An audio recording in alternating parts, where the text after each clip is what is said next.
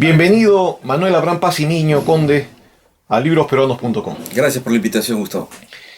Has publicado un libro controversial, como generalmente son tus publicaciones, titulado Creyentes y no creyentes, y el curso de religión en el Perú. Un libro voluminoso que abarca la historia también de la educación religiosa. Vayamos al primer capítulo, la que abarca los creyentes en el Perú desde la llegada de los españoles. ¿Cuál es el balance del estudio, de la investigación presente? Bueno, como sabemos, la llegada de los españoles fue una invasión de conquistas, ¿no? De dominación, ¿no? Y como tal, aparte de las riquezas naturales, el oro, plata, las tierras y servidumbre y esta esclavitud, impusieron pues también su visión del mundo, ¿no? Es decir, sus valores venidos de Occidente, ¿no? Y claro está la versión del cristianismo, ¿no? En el catolicismo, ¿no? Que se impuso pues, a la fuerza, ¿no? Como sabes, acá había una serie de creencias, ¿no? Panteístas, politeístas, ¿no? En relación a la naturaleza. Entonces, simplemente los dominadores entonces, impusieron su visión católica del mundo, ¿no? Y a los que no aceptaban eso, pues les iba mal, ¿no? Incluso podían morir. Entonces, es producto de la conquista que a partir de ahí los habitantes de estas tierras, los españoles le pusieron por nombre Perú, entonces tienen una versión del cristianismo, del catolicismo, ¿no? Con sus sincretismos, ¿no? Más o menos variantes, ¿no? Depende del lugar, ¿no? Entonces nosotros somos herederos de esa tradición. Este primer capítulo es bastante extenso. Son 182 páginas las que se ocupa el estudio, la investigación. Y me imagino que no solamente es únicamente un recorrido histórico, sino también un balance filosófico. Bueno, en realidad son varias cosas, ¿no? Es historia, aparte de la filosofía, ¿no? Es sociología, un poco de sociología, un poco de derecho, ¿no? Un poco de educación. Son varias cosas, ¿no? Porque es un fenómeno humano y los fenómenos humanos tienen varias dimensiones, ¿no? Como tú sabes, ¿no? Entonces la religión tiene una dimensión histórica, ¿no? O sea, un tiempo, un lugar, un espacio, tiene una dimensión teológica, un conjunto de doctrinas, de creencias, una dimensión sociológica, ¿no? Un grupo de personas que creen en ciertas cosas, y si quieres una dimensión filosófica en el sentido de trascendencia, de interpretar todos esos fenómenos, ¿no? Desde el punto de vista de una filosofía crítica, ¿no? Este primer capítulo culmina con el análisis de los proyectos de ley en que exonera del pago del impuesto a la renta hasta el año 2020. ¿Por qué se ha hecho énfasis en este punto? Porque en el Perú, si bien es cierto, por la conquista española se implantó el catolicismo, ya actualmente tenemos otras variantes del cristianismo, ¿no? Hay las diversas cantidades de iglesias evangélicas o protestantes, también hay iglesias distintas que se autodenominan cristianas, pero distintas de la católica y de la evangélica, ¿no? Son, digamos, minorías cristianas que tienen otras creencias diferentes, ¿no? Por ejemplo, en relación a la Trinidad o la vida después de la muerte. Incluso hay creyentes en otras religiones que no son cristianas, ¿no? Tenemos judaísmo, islamismo. Y por lo tanto, entonces, ese estatus privilegiado de la Iglesia Católica, es decir, que no paga impuestos por sus propiedades, y sobre todo, es la única religión que se enseña en los colegios, ¿no? Entonces es un estatus privilegiado, ¿no? Que al ser predominante, entonces no toma en cuenta otras creencias que ya existen en el Perú. En Europa ha habido escándalos financieros bastante graves, sobre todo denunciados por la Unión Europea, debido a la malversación financiera y tributaria del Vaticano. ¿Ha tenido repercusión estas investigaciones en el Perú? No tanto. Lo que sí lo que ha tenido repercusión es el problema del sodalicio, ¿no? Y de las violaciones de menores, ¿no? Por parte de individuos específicos de la Iglesia Católica, ¿no? Pero el escándalo financiero, si es que lo ha habido, no se ha sabido, ¿no? Tú sabes que acá la Iglesia, como en muchas partes del tercer mundo, es muy poderosa, ¿no? Si ha habido algún problema y ha habido denuncias, no se sabe. ¿A qué atribuyes el poder que tiene en el Perú la Iglesia Católica? Y justamente, ¿no? Aparte de esa implantación histórica de siglos, lo que beneficia que la mentalidad de muchos peruanos sea siendo católica, pueden creer en otras religiones, pero sobre todo los católicos, es el curso de religión en los colegios públicos, ¿no? Entonces hay un ciclo, ¿no? Uno va al colegio, 11 años por decir, la única religión que conoce o que se enseña en los colegios es el cristianismo católico. No se conoce mucho de otras versiones, claro, uno conoce los testigos de Jehová porque te tocan la puerta o amigos evangélicos, pero ahora actualmente por el internet cualquier persona puede conocer otras religiones, ¿no? Fácilmente, ¿no? Sin necesidad de que el colegio les brinde eso, ¿no? Entonces hay una indoctrinación desde muy pequeño que se recicla, ¿no? Generación tras generación tiene esa mentalidad. Y incluso pues gente que tiene cargo, poder político, poder legal, ¿no? Jueces, abogados, fiscales, congresistas. Ahora, esto nos permite entrar al capítulo 2, en donde se hace una interesante revisión de los críticos de la Iglesia, incluso en los partidos políticos. Y se menciona al APRA, el marxismo, los libertarios ateos, los incrédulos, otros ateos irreverentes, grupos de creyentes y laicistas, denuncias contra no creyentes y laicistas. También el laicismo y secularismo en el Perú contemporáneo. Y la separación Estado-Iglesia. Este último punto, separación Estado-Iglesia, ¿cómo está evaluada?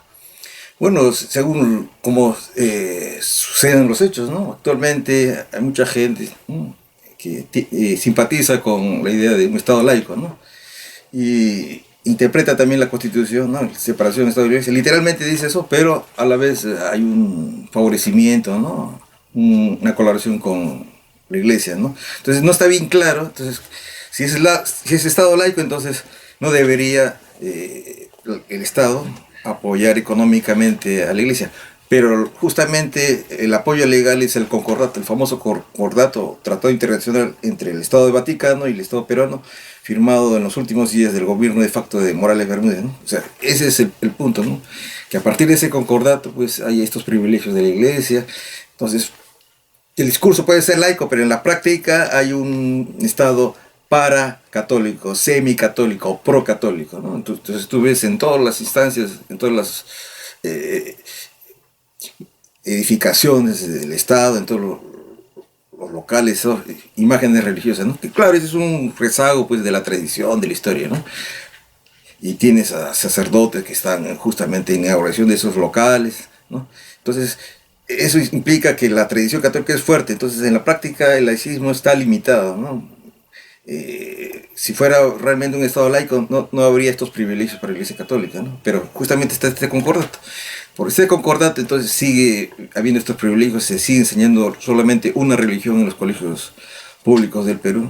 Faltaría que algún presidente o un congresista, ¿no?, pida al presidente justamente que denuncie el concordato, porque este concordato nunca se discutió en ningún congreso, ¿no? Nunca hubo votación, por lo tanto, es un tratado internacional, el concordato, firmado pues, en un gobierno militar, de facto, nunca se discutió. Entonces, ese es un rezago pues, que tenemos, ¿no?, del gobierno militar. Y filosóficamente, ¿cómo podríamos llamar a este laicismo larvado? Larvado, ¿qué quieres decir? No, en germen. En germen, no realizado. Bueno, comparando con otras realidades, yo pienso de que con el tiempo, ¿no?, va a haber más gente, ¿no?, nuevas generaciones con otra mentalidad que lleguen al poder político, ¿no?, y puedan cambiarlo. Pero actualmente no pienso que tenga éxito, ¿no?, porque justamente, ¿no?, la mayoría del Perú sigue siendo católica, ¿no?, o sea, un 85%. Eso no significa que cualquiera que denuncie, cualquier presidente que denuncie el concordato sea anticatólico, simplemente es una cuestión de derecho, de trato igualitario, ¿no? O sea, tratar a todas las religiones de la misma manera, ¿no? Si se le da a una iglesia un dinero, entonces se le tendría que dar a otros, pero como no alcanza, entonces no habría que darles a ninguna, ¿no? El capítulo 3 está dedicado al análisis de los centros educativos en el Perú, tanto en la fundación de escuelas, universidades y centros tecnológicos. Sin embargo, el SUNEDU ha estado cerrando universidades. ¿Se ha visto afectada la Iglesia Católica? No, que yo sepa, ¿no? Porque muchas estas universidades privadas son empresas, ¿no? Que se sepa, no tienen nexo, ¿no? El único nexo oficial que se sabe es de la Pontificia Universidad Católica. Hay otras universidades que utilizan el nombre católico, pero como tú sabes, es una denominación que cualquiera puede decirlo, ¿no? Y no necesariamente en la práctica, ¿no? O sea, lo que está sucediendo es que hay ciertos requisitos según la SUNEDU que no se están cumpliendo, ¿no? A nivel de infraestructura, a nivel académico, ¿no? Claro, el capítulo 4 aborda el Estado peruano y la educación religiosa, donde se analiza la discriminación que has mencionado anteriormente y los cambios jurídico-políticos que éste implica, cambios curriculares y algunas propuestas. ¿Es posible hacer este cambio? Claro, como te digo, en primer lugar, habría que denunciar el concordato. Sin anular ese concordato, no se podría anular este curso de religión en las escuelas públicas. O sea, ese es su sustento legal, ¿no? O sea, uno puede reclamar al Ministerio de Educación, puede hacer un montón de cosas, pero el Ministerio de Educación va a decir no, no depende de nosotros, es un tratado internacional. Entonces, eso ya sería la denuncia a nivel presidencial, ¿no? En las instancias superiores, ¿no? Ese sería por un lado el punto político, ¿no? Y una vez que se denuncia eso, se puede cambiar, ¿no?, la currícula, ¿no? Por ejemplo, religiones comparadas, historias de religiones, ¿no? O sea, donde los niños, los adolescentes puedan conocer otras religiones, ¿no? O incluso, si se quiere, ética, pues, educación cívica. Ajá. En conclusiones, se pone énfasis en la discriminación religiosa y en los apéndices se habla de derechos ateos. ¿Existe discriminación religiosa en el Perú? Claro, porque solamente se enseña una religión. Los que no son cristianos católicos, ¿no?, los evangélicos, ortodoxos, no tienen esa enseñanza que tiene el cristianismo católico. Los creyentes en otras religiones, budistas, islámicos, seguidores de Bahá'í, el Bahá'u'lláh, ¿no?, las religiones védicas, tampoco. Entonces, hay un privilegio, ¿no? Claro, se entiende por la historia, ¿no? Pero ya estamos en otra época, estamos en el siglo XXI. Necesitamos un Estado laico, necesitamos un Estado moderno, que trate a todos de la misma manera, ¿no? De una forma justa, no discriminatoria, ¿no? Y no favoreciendo a ninguna religión. ¿Cómo contribuye el Estado laico a la formación espiritual del hombre? Bueno, depende, porque Estado laico es algo muy general, ¿no?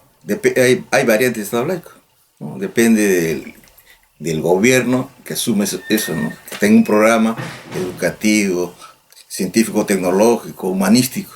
En ese sentido, sí, ¿no?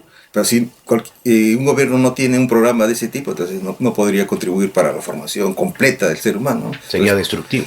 No, bueno, es claro para muchas personas, ¿no? Porque muchos gobiernos, como tú sabes, no le interesa, pues, la mayoría de la gente, ¿no? Y actualmente hay mucha gente que sufre, no tiene necesidades, hay problemas de contaminación, entonces está destruyendo, pues claro, la vida de mucha gente, pero otra gente se está aprovechando de eso, otra gente está teniendo más dinero.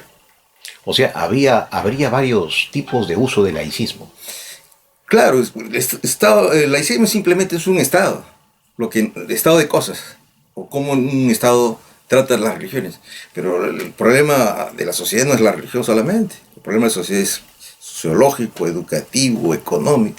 O sea, el problema del hombre no es Dios, si es que existe o no existe. El problema del hombre es que hay otros hombres que hacen problemas, hay otros hombres que ocasionan daño, hay otros hombres o seres humanos que ocasionan daños al medio ambiente y a otros seres humanos. Ese es el problema.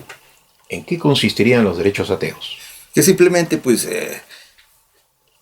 no tengan problemas en expresar su no creencia, ¿no? Que no se les discrimine, que no pierdan trabajo, ¿no? O que no se les trate mal, simplemente porque no creen en ninguna religión. ¿Hay discriminación en ese caso en el Perú?